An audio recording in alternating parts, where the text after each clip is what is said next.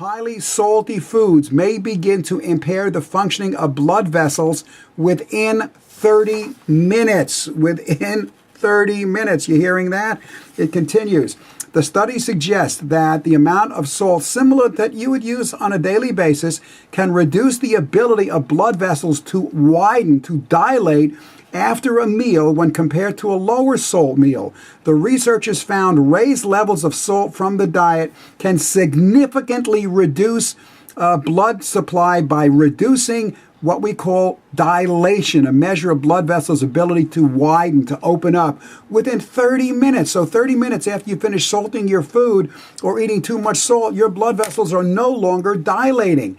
It says when a high salt meal was consumed, blood vessels widened 50% less than if you had no salt at all.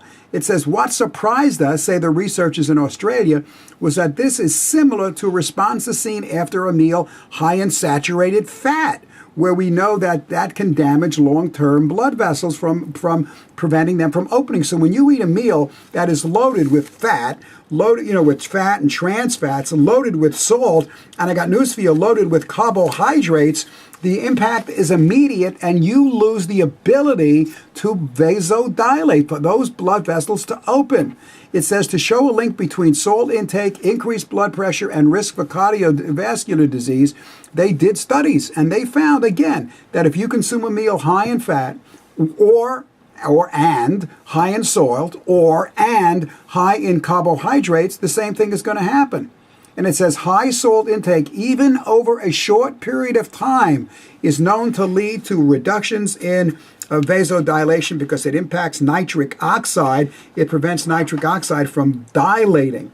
And it said it concludes this way: high salt intake may have acute adverse effects on the ability of blood vessels to widen after in the post-meal phase, and that lasts for about 2 hours.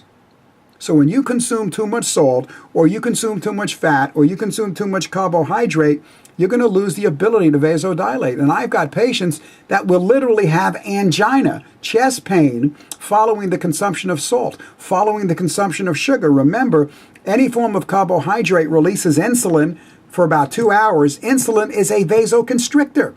So you can literally constrict your blood vessels of your heart by consuming refined carbohydrates, by consuming salt, by consuming animal fat. And that's just one of the reasons that those 3 foods have made it to my avoid list.